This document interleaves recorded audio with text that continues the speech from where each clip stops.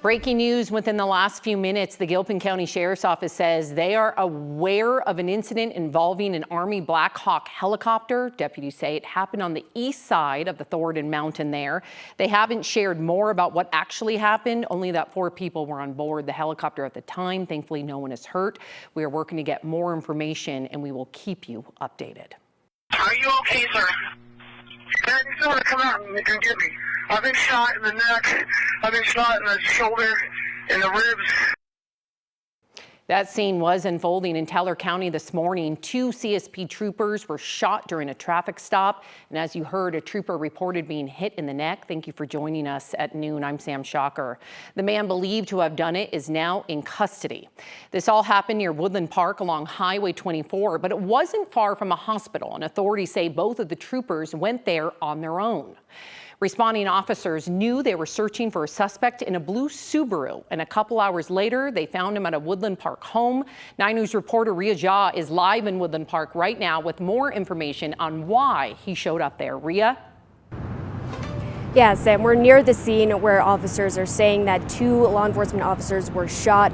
Apparently, the home where this manhunt ended is less than 2 miles away from here. I just spoke with the homeowner who said that suspect is part of a landscaping group that has been working at their home for the last 10 days. So basically what they're saying, investigators are saying that he was here and allegedly shot the 2 troopers and then went to the home less than 2 miles away. What we know right now is that State Patrol says troopers tried to pull the suspect over on Highway 24 near Piney Point Lane at 7:15 this morning. Investigators say the man pulled out a gun and started shooting at the state troopers, seriously injuring 1 trooper and leaving the other with minor injuries. The suspect drove away in a blue Subaru. The troopers were able to get themselves to the hospital where they're being treated this morning. A manhunt for the suspect ended at this house in Woodland Park. The homeowner told 9 News his wife was home alone when she saw the blue Subaru pull up in front of their garage. She recognized it from a Facebook post, called 911,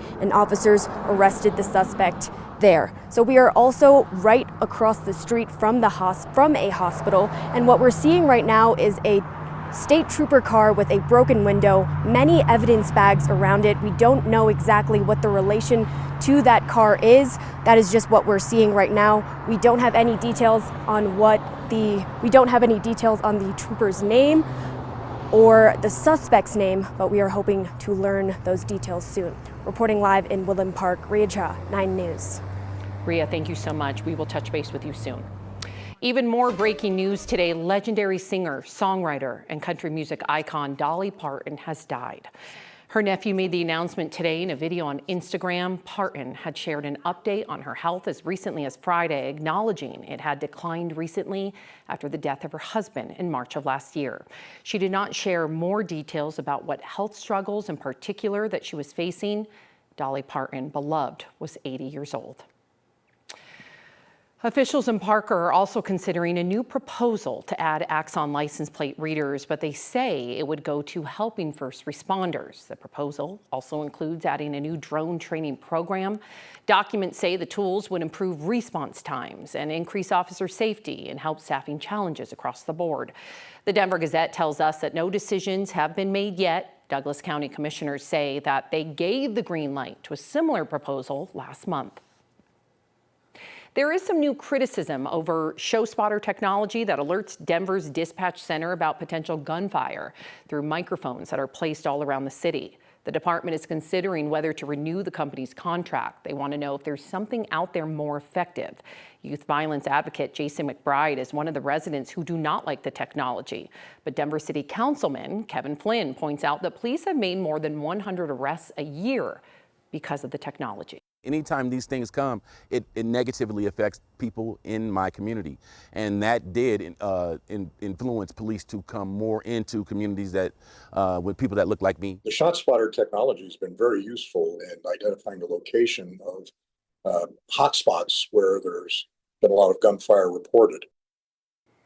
The 5-year, nearly $5 million contract is up in December.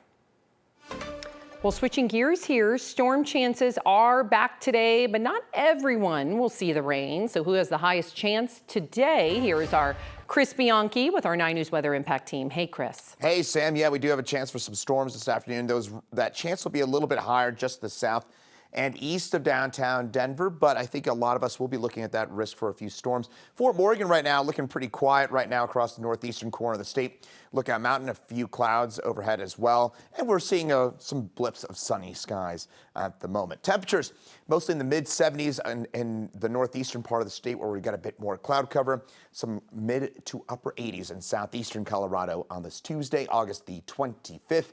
We'll top out at 87 degrees once we can get a bit more sunshine. That should boost those temperatures into the upper 80s. We won't hit 90 today, but we will have some scattered storms again between 2 and 8 p.m. this afternoon.